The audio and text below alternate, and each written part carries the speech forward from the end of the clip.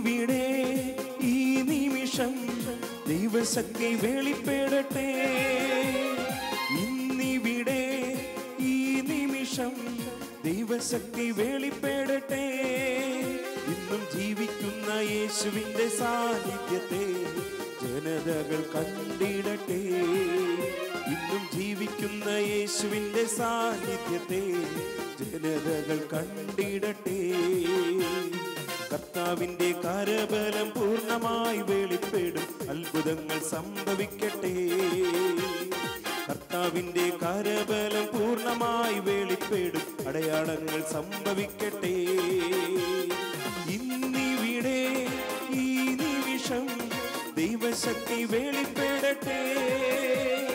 ഇന്നിവിടെ ഈ നിമിഷം ദൈവശക്തി വെളിപ്പെടട്ടെ. ഇന്നും ജീവിക്കുന്ന യേശുവിന്റെ സാന്നിധ്യത്തെ ജനതകൾ കണ്ടിടട്ടെ. ഇന്നും ജീവിക്കുന്ന യേശുവിന്റെ സാന്നിധ്യത്തെ ജനതകൾ കണ്ടിടട്ടെ.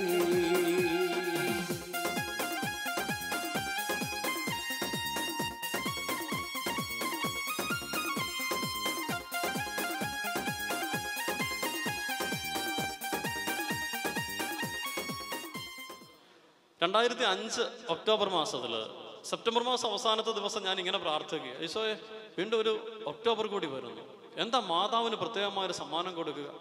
കുറച്ചു നേരം വിശുദ്ധുർബാന കഴിഞ്ഞ് കുറച്ചു നേരം ഇങ്ങനെ പ്രാർത്ഥിച്ചുകൊണ്ടിരിക്കുമ്പോൾ മനസ്സിലേക്ക് വരുന്ന ചിന്ത ഇതാണ്. അന്ന് ഞാൻ സ്കൂളിൽ പഠിപ്പിച്ചുകൊണ്ടിരിക്കുന്ന സമയം 10 കുഞ്ഞുങ്ങളെ കൊണ്ട് ദിവസം ഒരു നന്മ നിറഞ്ഞ മറിയം വീതം ചൊല്ലിക്കാം. സന്ധ്യാമണി അടിക്കുന്നത്, പള്ളിയിലെ സന്ധ്യാമണി 7 മണിയുടെ മണി അടിക്കുന്ന സമയത്ത് അത് കേൾക്കാവുന്ന അകലത്തിലുള്ള ഒരു 10 കുഞ്ഞുങ്ങളെ കൊണ്ട് ദിവസം ഒരു നന്മ നിറഞ്ഞ മറിയം വീതം ചൊല്ലിക്കാം. അപ്പോൾ ഒരു ദിവസം 10 എണ്ണം, 30 ദിവസം കൊണ്ട് 300 നന്മ നിറഞ്ഞ മറിയം ചൊല്ലിക്കാം എന്നൊരു ആഗ്രഹം മനസ്സിലുണ്ടായി. ഞാൻ അന്നത്തെ കൊച്ചച്ഛനോട് പറഞ്ഞു, അച്ഛൻ ഇങ്ങനൊരു ആഗ്രഹമുണ്ടല്ലോ. അച്ഛൻ പറഞ്ഞു, കൊള്ളാമല്ലോ, ഇത് നല്ല ഐഡിയ ആണല്ലോ, ഒരു കാര്യം ചെയ്യാം, നമുക്ക് സൺഡേ സ്കൂളിലെ മുഴുവൻ പിള്ളേരോടും പറയാമെന്ന് പറഞ്ഞു. എനിക്ക് ഭയങ്കര സന്തോഷമായി. സൺഡേ സ്കൂളിലെ മുഴുവൻ പിള്ളേരോടും പറഞ്ഞാൽ ഇഷ്ടംപോലെ പിള്ളേരുണ്ട്, നല്ല രസമാകും. ഡേറ്റൊക്കെ ശ്രദ്ധിച്ചാണ്. പക്ഷേ ഒക്ടോബർ മാസം 3-ാം തീയതി ആയിട്ട് ഇത് പറയാൻ പറ്റിയില്ല. ഒക്ടോബർ മാസം 4-ാം തീയതി ആയപ്പോൾ ഞാൻ വീണ്ടും വിശുദ്ധ കുർബാന കഴിഞ്ഞ് പള്ളിയിൽ മുട്ടുകുത്തി ഇങ്ങനെ പ്രാർത്ഥിക്കും, ഈശോ ഇന്ന് ഒക്ടോബർ 4-ാം തീയതി ആയി, ഇതുവരെ നമുക്കിത് പറയാൻ പറ്റിയില്ല പിള്ളേരോട്, ഒരു കാര്യം ചെയ്യണം, എനിക്ക് മിടുക്കന്മാരായ ഒരു 3-4 മാലാഖമാരെ കൂട്ടുതരണം. ഞാനിന്ന് ഏതെങ്കിലും ഒരു കുഞ്ഞിനോട് ഇത് പറയും, ഇത് നിന്റെ പദ്ധതിയാണെങ്കിൽ ഈ കുഞ്ഞും ഈ മാലാഖമാരും കൂടെ പോയി പണിയെടുക്കട്ടെ, കുഞ്ഞുങ്ങൾ എൻ്റെ അരികിലേക്ക് വരുവാണെങ്കിൽ ഇത് നിന്റെ പദ്ധതിയാണെന്ന് ഞാൻ തിരിച്ചറിയും. 2ാമത്തെ പീരീഡ് 9 B ക്ലാസ്സുകാരാണ് കമ്പ്യൂട്ടർ ലാബിൽ ഇരിക്കുന്നത്. ഇന്റർവെല്ലിന്റെ സമയത്ത് ബെല്ലടിച്ച് പുറത്തോട്ട് ഇറങ്ങുമ്പോൾ ഞാൻ ഒരു കുഞ്ഞിനോട് ചോദിച്ചു, മോളെ ഇങ്ങനെ ഒരു ആഗ്രഹമുണ്ട്, നിനക്ക് നന്മ നിറഞ്ഞ മറിയം ചെല്ലാമെന്ന് ചോദിച്ചു. അവൾ പറഞ്ഞു, സാറേ ഞാൻ ചെല്ലാം. എത്ര എണ്ണം വീതം ചെല്ലാൻ പറ്റും? അവൾ പറഞ്ഞു, ഞാൻ 50 എണ്ണം വീതം ചൊല്ലിക്കോളാം എന്ന് പറഞ്ഞു. ഞാൻ അവളുടെ പേര് കുറിച്ച് വെച്ചിട്ട് 50 എന്ന് എഴുതി. എന്നിട്ട് ഞാൻ പറഞ്ഞു, ഒരു 150 എണ്ണം കൂടുതൽ ചെല്ലാമോ എന്ന് ചോദിച്ചു. ചോദിക്കാനുള്ള കാരണം ഇതാ, ഒക്ടോബർ 4-ാം തീയതി 3 ദിവസം കടം തീർക്കണം. അവൾ പറഞ്ഞു, ഞാൻ ചൊല്ലിക്കോളാം സാറേ എന്ന് പറഞ്ഞു. ഞാൻ പറഞ്ഞു, കൂട്ടുകാരോടൊക്കെ പോയി പറയണം കേട്ടോ എന്ന് പറഞ്ഞു. പിന്നീട് ചെമ്മണ്ണാറിന്റെ ചരിത്രത്തിൽ, എൻ്റെ ഇടവകയുടെ ചരിത്രത്തിൽ ഇന്നും മറക്കാത്ത അത്ഭുതമാണ് പിന്നീട് സംഭവിക്കുന്നത്. ഇത് അറിഞ്ഞു കേട്ട് ലാബിന്റെ മുമ്പിലേക്ക് ഇങ്ങനെ ക്യൂ നീളുകയാണ്. ഞാൻ കമ്പ്യൂട്ടർ ലാബിലാണ്, ലാബിന്റെ മുമ്പിൽ ഇങ്ങനെ ക്യൂ നീളുക. പിള്ളേർ വരിക, സാറേ ഞാൻ 50 ചൊല്ലിക്കോളാം, ഞാൻ 100 ചൊല്ലിക്കോളാം എന്നൊക്കെ പറഞ്ഞു. ഞാൻ നോക്കുമ്പോൾ അക്രൈസ്തവരായ കുഞ്ഞുങ്ങൾ പേപ്പറെ നന്മ നിറഞ്ഞ മറിയം എഴുതി പിടിച്ചിട്ട് വരിക. അതും ചൊല്ലിക്കൊണ്ട് ഇങ്ങനെ മുമ്പിൽ വന്ന് നിന്നിട്ട് പറയാം, സാറേ എൻ്റെ കൂട്ടുകാരോട് ചോദിച്ച് ഞാൻ നന്മ നിറഞ്ഞ എഴുതി മേടിച്ചിട്ടുണ്ട്, ഞാനും 50 എണ്ണം വീതം ചൊല്ലിക്കോളാം എന്നൊക്കെ പറഞ്ഞു. അങ്ങനെ ഹൈസ്കൂളിലെ കുഞ്ഞുങ്ങൾ ഏതാണ്ട് മൊത്തം എന്ന് പറഞ്ഞ പോലെ വന്നു. ഹയർ സെക്കൻഡറിയിലെ കുഞ്ഞുങ്ങൾ വരുന്നു, UP-യിലത്തെ കുഞ്ഞുങ്ങൾ വരുന്നു. കുറച്ച് അധ്യാപകർ വന്നിട്ട് പറഞ്ഞു, ഇത് കുഞ്ഞുങ്ങളൊക്കെ നന്മ നിറഞ്ഞ മറിയം ചൊല്ലുന്നുണ്ടല്ലോ, ഞങ്ങളും ചൊല്ലാൻ കേട്ടോ. ഞാൻ വീട്ടിലേക്ക് പോകുന്ന വഴി റോഡിന്റെ അരികിലുള്ള വീട്ടിൽ നിന്ന് അമ്മച്ചിമാരൊക്കെ ഇറങ്ങി വന്നിട്ട് പറഞ്ഞു, ഇത് പിള്ളേരൊക്കെ പോയി കഴിഞ്ഞാൽ ഞങ്ങൾക്ക് ഇഷ്ടംപോലെ സമയമുണ്ട്, ഞങ്ങൾ നന്മ നിറഞ്ഞ മറിയം ചൊല്ലാൻ കേട്ടോ. 8 കിലോമീറ്റർ അകലെ നിന്നൊക്കെ നടന്നു വരുന്ന കുഞ്ഞുങ്ങൾ ഇത്രയും ദൂരവും അവർ 500 നന്മ നിറഞ്ഞവരൊക്കെ ഏറ്റേക്കുന്നത്. ഇവർ വരുന്ന വഴി ആരും വർത്താനം പറയാതെ നന്മ നിറഞ്ഞ മറിയം ചൊല്ലിക്കൊണ്ട് നടക്കാൻ തുടങ്ങി. എൻ്റെ മൂത്തയാള് പെങ്ങള് സിസ്റ്ററാണ് ആരാധന മഠത്തിൽ. ചേച്ചി അന്ന് കല്ലുപാലം മഠത്തിലാണ്, സ്കൂൾ ബസ്സിന് വരുന്നു 6 കിലോമീറ്റർ അകലെ നിന്ന്. ചേച്ചി പറയുക, എടാ സ്കൂൾ ബസ്സിൽ ഒരൊറ്റ കൊച്ചു പോലും മിണ്ടുന്നില്ല, എല്ലാവരും നന്മ നിറഞ്ഞ മറിയം ചൊല്ലിക്കൊണ്ടിരിക്കാൻ തുടങ്ങി. അപ്പോൾ ഏതെങ്കിലും ഒരു പീരീഡ് ടീച്ചർ വരാൻ താമസിച്ച കുഞ്ഞുങ്ങൾ ക്ലാസ്സിലിരുന്ന് നന്മ നിറഞ്ഞ മറിയം ചൊല്ലാൻ തുടങ്ങി. ഇന്റർവെല്ലിന്റെ സമയത്ത് പള്ളിയിൽ പോയി നന്മ നിറഞ്ഞ മറിയം ചൊല്ലാൻ തുടങ്ങി. അപ്പൻ്റെ അമ്മയുടെ കൂടത്തിൽ വണ്ടിക്ക് രാവിലെ പള്ളിയിൽ വന്നുകൊണ്ടിരുന്ന കുഞ്ഞുങ്ങൾ അരമണിക്കൂർ മുമ്പേ ഇറങ്ങി നടക്കുക, നന്മ നിറഞ്ഞ മറിയം ചൊല്ലണം. ആങ്ങളെയും പെങ്ങളും കൂടെ ഒരുമിച്ച് നടക്കുന്ന കുഞ്ഞുങ്ങൾ 2ആയിട്ട് നടക്കാൻ തുടങ്ങി. കാരണം വർത്തമാനം പറയാതെ പോകാൻ വേണ്ടിയിട്ട് നന്മ നിറഞ്ഞ മറിയം ചൊല്ലണം. അങ്ങനെ ചെമ്മണ്ണാറിന്റെ സകല ഊടുവഴികളിൽ നിന്ന് നന്മ നിറഞ്ഞ മറിയം ഉയരാൻ തുടങ്ങി. ഞാനിത് 2 നിയോഗങ്ങൾക്ക് വേണ്ടി കാഴ്ചവെച്ചു. ഒന്ന് പരസ്യ നിയോഗം, മറ്റൊന്ന് രഹസ്യ നിയോഗം. പരസ്യനിയോഗം ഇതാണ്. ചെമ്മണാരിൽ ഒത്തിരിയേറെ ആത്മഹത്യകൾ 2000 തൊട്ടുള്ള കാലഘട്ടം നോക്കി കഴിഞ്ഞാൽ ഒത്തിരി ആത്മഹത്യകൾ നടക്കുന്ന സമയമാണ്. മിക്കവാറും ദിവസങ്ങളിലൊക്കെ കേൾക്കാം. കാരണം തോട്ടം തൊഴിലാളികളൊക്കെ ഒത്തിരി ഉള്ള ഏരിയയാണ്, നാനാജാതി മതസ്ഥരായ ആൾക്കാർ താമസിക്കുന്ന സ്ഥലം. പരസ്യനിയോഗമായിട്ട് ഇത് വെച്ചു, ആത്മഹത്യകൾ ഞങ്ങളുടെ ഇടവകയിൽ ഞങ്ങളുടെ ദേശത്തു നിന്ന് ഇല്ലാതാകണം.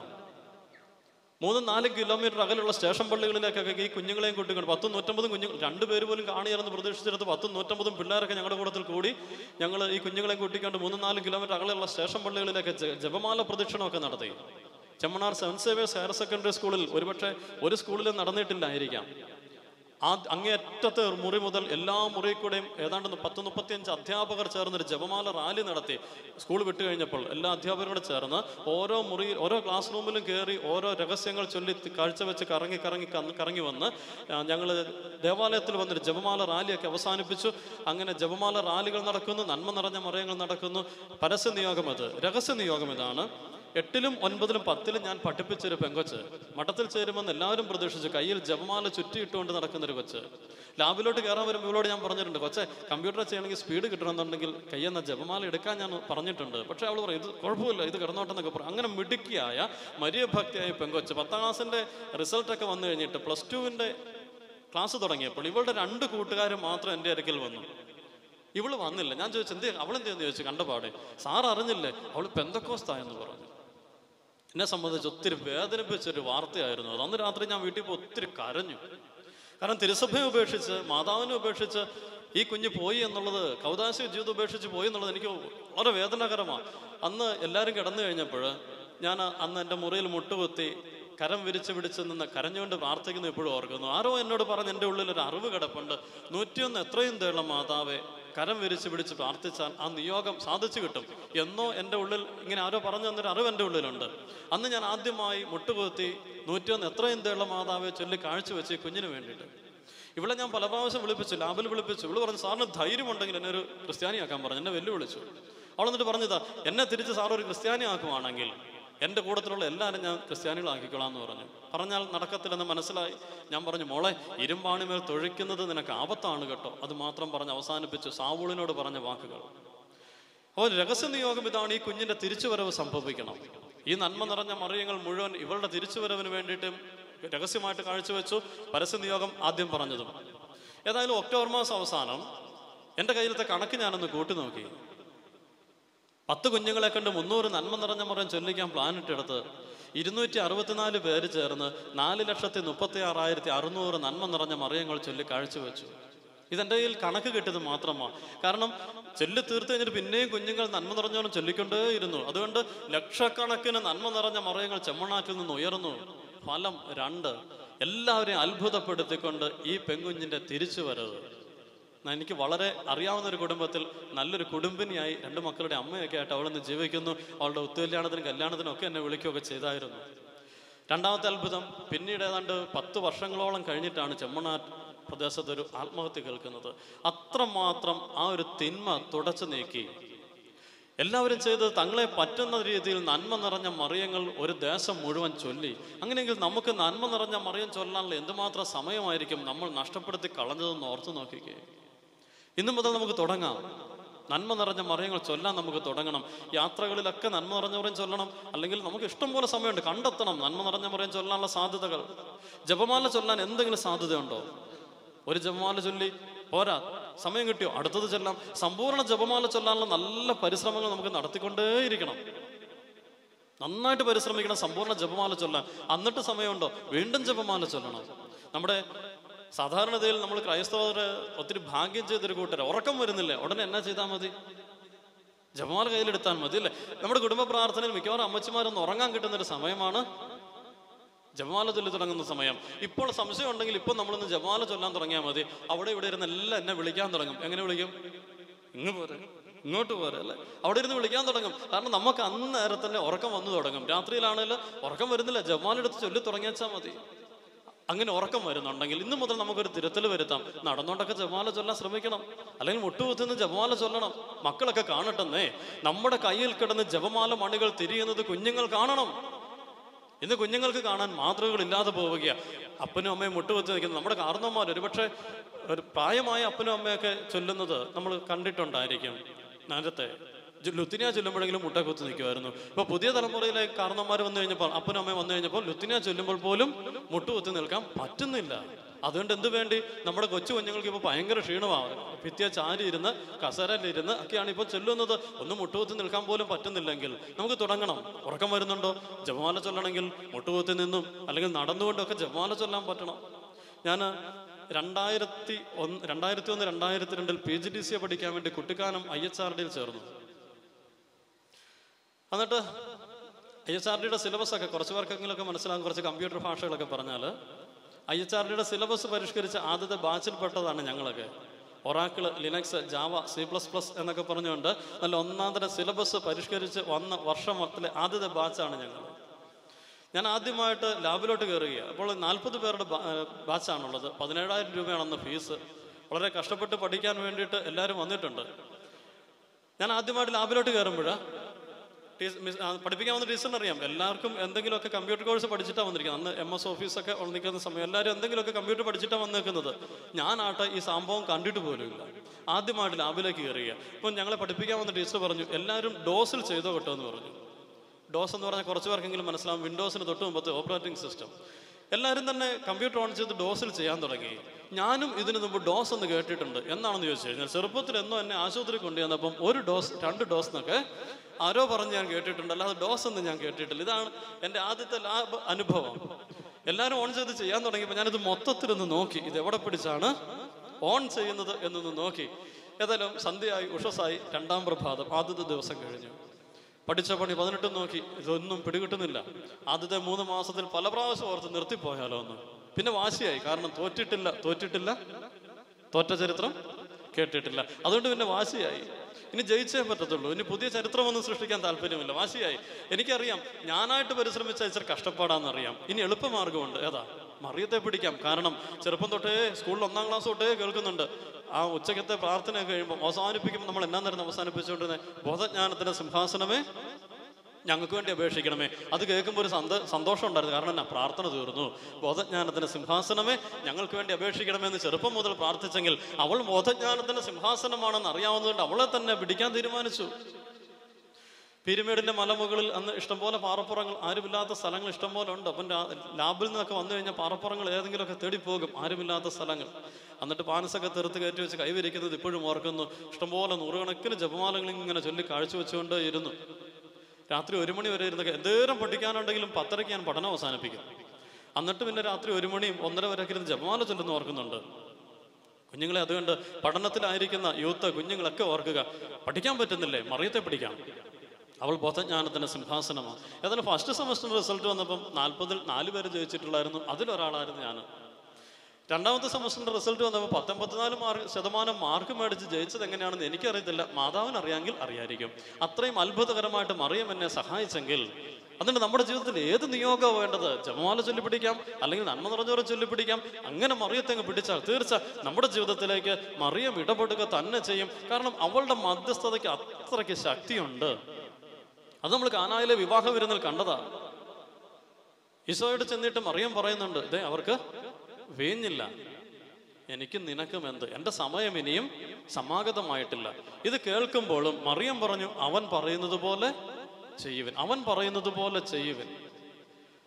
ഈശോയ്ക്ക് സമയം ആയില്ല എന്ന് പറഞ്ഞ ഈശോ തന്നെ ഇത് അവിടെ വെച്ച് അവൻ അത്ഭുതം പ്രവർത്തിച്ചുകൊണ്ട് തൻ്റെ പരസ്യ ജീവിതത്തിന് തുടക്കം കുറിക്കുവാണെങ്കിൽ, മറ്റൊരു തരത്തിൽ പറഞ്ഞാൽ കാൽവരിയിലേക്കുള്ള യാത്രയ്ക്ക് അവൻ തുടക്കം കുറിക്കുകയാണെങ്കിൽ, അല്ലെങ്കിൽ കുരിശിലെ ബലിയിലേക്കുള്ള യാത്രയ്ക്ക് അവൻ തുടക്കം കുറിക്കുകയാണെങ്കിൽ, മറിയത്തിന്റെ മധ്യസ്ഥതയുടെ ശക്തി അതാ.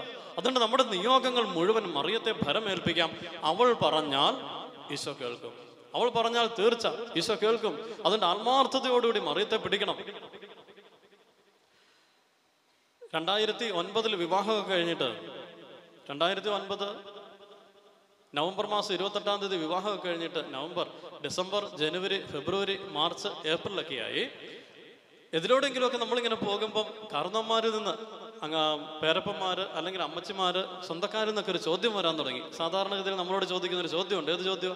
ചിരിക്കുമ്പോൾ നമുക്ക് കാര്യം മനസ്സിലായി. ഏത് ചോദ്യം? എന്നാ ഉണ്ട് വിശേഷമൊക്കെ അല്ലേ? ഇത്രയും കാലം എന്നെ കാണുമ്പോൾ ചോദിച്ചുകൊണ്ടിരുന്ന ചോദ്യം അല്ല അത്. കാരണം അതിൻ്റെ അകത്തൊരു അർത്ഥവ്യത്യാസമുണ്ട്. എന്നാണ്ട് വിശേഷമൊക്കെ? പേരപ്പം ഒരു വിശേഷവും ഇല്ല. അൽഫോൻസ വീട്ടിൽ ചെല്ലുമ്പോൾ അവളോടും ചോദിക്കും, എന്നാ ഉണ്ട് കൊച്ച വിശേഷമൊക്കെ? ഒരു വിശേഷവും ഇല്ല. അപ്പം April, May, June, July, August ഈ ചോദ്യങ്ങളുടെ എണ്ണം കൂടി വരാൻ തുടങ്ങി. എന്നാ ഉണ്ട് വിശേഷമൊക്കെ? ചോദ്യങ്ങൾക്ക് ഉത്തരം കൊടുത്തും മടുക്കാൻ തുടങ്ങി. എന്നാലും ഞങ്ങൾക്ക് ഭയങ്കര സന്തോഷം, കാരണം തമ്പുരാൻ മക്കളെ തരുമെന്ന് നല്ല ഉറപ്പാണ്. ഇങ്ങനെ ചോദ്യങ്ങളുടെ എണ്ണം ഇങ്ങനെ കൂടി വരുന്നു. വീണ്ടും ഇത് 2010 ഒക്ടോബർ മാസം വരികയാണ്. ഒക്ടോബർ വന്നു, തീർച്ചയായിട്ടും എനിക്ക് അടുത്ത ആവേശം തുടങ്ങി. ഇവിടെ നിന്ന് ഇങ്ങനെ ഇരുന്ന് കയറാൻ തുടങ്ങി, കാരണം ഒക്ടോബർ വരാൻ പോവുകയാണ്. അതിൻ്റെ തലേദിവസം ഞാൻ സെപ്റ്റംബർ അവസാനത്തെ ദിവസം ഞാൻ അൽഫോൻസോട് പറഞ്ഞു, നമുക്ക് ഉത്സാഹിച്ച് ജപമാല ചൊല്ലി പ്രാർത്ഥിക്കണം. ഒക്ടോബർ മാസം തമ്പുരാൻ കുഞ്ഞിനെ തരാൻ വേണ്ടി നമുക്ക് ഉത്സാഹിച്ച് പ്രാർത്ഥിക്കണം. മറിയത്തെ കൂട്ടുപിടിക്കാം, മാതാവിനെ കൂട്ടുപിടിക്കാം. പറച്ചിലൊക്കെ കഴിഞ്ഞിട്ട് ഞാൻ 1-ാം തീയതി കുടുംബ പ്രാർത്ഥന കഴിഞ്ഞിട്ട് മുറി ചെല്ലുമ്പം വൈഫ് കട്ടിലിൻ്റെ അടിയിൽ നിന്ന് ഒരു ചാക്കിങ് വലിച്ചു വെക്കുന്നു. ഞാൻ നോക്കി, അത് നന്നായിട്ട് മണലൊക്കെ വിരിച്ച് വെച്ചിട്ടുണ്ട്. ഞങ്ങളത് മുട്ടുകുത്തി 100 കണക്കിന് ജപമാലകൾ ഈ ഒക്ടോബറിൽ ചൊല്ലി കാഴ്ചവെച്ചു. ഒരു കുഞ്ഞിന് വേണ്ടിയുള്ള ആഗ്രഹത്തോടുകൂടി ഇഷ്ടംപോലെ ജപമാലകൾ ഇങ്ങനെ ചൊല്ലി കാഴ്ചവെച്ചുകൊണ്ടേയിരുന്നു. എന്നിട്ട് ഒക്ടോബർ മാസം അവസാനത്തെ ദിവസം അൽഫോൻസോട് പറഞ്ഞു, നമുക്ക് നാളെ രാവിലെ ഹോസ്പിറ്റലിൽ വരെ ഒന്ന് പോകണം. ഞങ്ങൾ രണ്ടുപേരും കൂടെ നവംബർ മാസം 1-ാം തീയതി തന്നെ ആശുപത്രിയിലൊന്ന് പോയി. തമ്പുരാൻ കുഞ്ഞിനെ തന്നോ, തമ്പുരാൻ അനുഗ്രഹം തന്നോ ഇല്ലെന്നുള്ളൊരു ഒക്കമേ അറിയണം. ചെന്ന് പരിശോധിച്ച് നോക്കി, ഫലം പോസിറ്റീവ്. തമ്പുരാൻ അങ്ങനെ ഒരു കുഞ്ഞിനെ തന്നു. ഏതായാലും ഈ കുഞ്ഞ് ഞങ്ങൾ ഒരുമിച്ച് കിടക്കുമ്പോൾ ഞങ്ങൾ ഈ കുഞ്ഞ് വയറ് ഇങ്ങനെ കൈവച്ചിട്ട് ഇഷ്ടംപോലെ നന്മ നിറഞ്ഞ മറിയങ്ങൾ ചൊല്ലി, ഇഷ്ടംപോലെ ജപമാലകൾ ചൊല്ലി, ഉണ്ടായ കുഞ്ഞ് വയറ്റിലായിരിക്കുന്ന സമയത്ത് ഞങ്ങളിങ്ങനെ ഇഷ്ടംപോലെ നന്മ നിറഞ്ഞ മറിയൊക്കെ ചൊല്ലുമായിരുന്നു. ഈ കുഞ്ഞ് ഉദരത്തിലായിരിക്കുന്ന സമയത്ത് ഇഷ്ടംപോലെ നന്മ നിറഞ്ഞ മറിയങ്ങൾ ചൊല്ലിയെങ്കിൽ ഇവനുണ്ടായൊക്കെ കഴിഞ്ഞിട്ട് ഒരു 1.5 വയസ്സൊക്കെ ആയ സമയത്ത് ഈ കുഞ്ഞിൽ നിന്നൊരു നന്മ, ആരും പറഞ്ഞു കൊടുക്കാത്തൊരു നന്മ കാണാൻ പറ്റി. മാതാവിൻ്റെ ഏത് രൂപം കണ്ടാലും, അത് വേളാങ്കണ്ണി മാതാവിൻ്റെ ആയിക്കോട്ടെ, അല്ലെങ്കിൽ ഫാത്തിമ മാതാവിൻ്റെ ആയിക്കോട്ടെ, സാരി ഉടുത്ത മാതാവ് ആയിക്കോട്ടെ, എങ്ങനെയുള്ള രൂപം കണ്ടാലും ഈ കുഞ്ഞ് മുട്ട കുത്തുന്നിട്ട് പയ്യെ പൊങ്ങും. പയ്യെ പൊങ്ങാനുള്ള പ്രായമായിട്ടുള്ളൂ, 1.5 വയസ്സൊക്കെ ആയിട്ട് പയ്യെ പൊങ്ങിയിട്ട് ഇവൻ ഇങ്ങനെ കഴിച്ചു കൊണ്ടിട്ടൊരു വാക്ക് പറഞ്ഞു, അമ്മ അമ്മ. ആരും പറഞ്ഞു കൊടുത്തിട്ടില്ല. ആരും പറഞ്ഞു കൊടുക്കാതെ ഈ കുഞ്ഞ് എങ്ങനെ പഠിച്ചു എന്നുള്ള ഞങ്ങൾ ഒത്തിരി അത്ഭുതപ്പെടുത്തിയെങ്കിൽ മറിയത്തെ കൂട്ടുപിടിച്ചു. ഒരു കുഞ്ഞിനെ മറിയത്തിന്റെ മധ്യസ്ഥത തന്നെങ്കിൽ അവൻ ഇപ്പോഴും പറയും, എന്നെ മാതാവ് തന്നതെന്ന് പറയും. പലപ്പോഴും പറഞ്ഞു. എൻ്റെ പെങ്ങളൊരു ദിവസം വീട്ടിൽ വന്നപ്പോൾ, കറണ്ടില്ലാത്ത ദിവസം 7:20 കറണ്ട് വന്നപ്പം ഈ കുഞ്ഞ് ഭിത്തിയുടെ നേരെ തിരിഞ്ഞിരുന്ന് ഏതാണ്ടൊക്കെ പണികളൊക്കെ ആയിട്ടിരിക്കുക. ഞാൻ പറഞ്ഞു, ഇപ്പോൾ ഒരു സൂത്രം കാണിക്കാന്ന് പറഞ്ഞു. 7:20 കറണ്ട് വന്നു. ഞാൻ പെട്ടെന്ന് TV ഓൺ ചെയ്ത് ശാലോം വെച്ചു. നോക്കുമ്പം ഭിത്തിയുടെ നേരെ തിരിഞ്ഞിരുന്ന കുഞ്ഞ് നേരെ വട്ടം അങ്ങ് തിരിഞ്ഞു. എന്നിട്ട് ശാലോം TV-യുടെ നേരെ തിരിഞ്ഞിട്ട് അമ്മ അമ്മ എന്ന് പറഞ്ഞപ്പോൾ പെങ്ങളുടെ കണ്ണ് നിറഞ്ഞൊഴുകിയത് ഞാൻ ഇപ്പോഴും ഓർക്കുന്നു. അങ്ങനെയെങ്കിൽ നമ്മുടെ കുഞ്ഞുങ്ങളൊക്കെ മരിയ ഭക്തിയിൽ വളരാൻ, അല്ലെങ്കിൽ മാതൃസ്നേഹത്തിൽ വളരാൻ, പുണ്യങ്ങളിൽ വളരാൻ നമുക്ക് മുട്ടിപ്പാട്ട് ജപമാല ചൊല്ലി പ്രാർത്ഥിച്ചുകൊണ്ട്, നന്മ നിറഞ്ഞ മറിയങ്ങൾ ചൊല്ലി പ്രാർത്ഥിച്ചുകൊണ്ട് മറിയത്തെ നമ്മുടെ ജീവിതത്തിൻ്റെ ഭാഗമാക്കണം.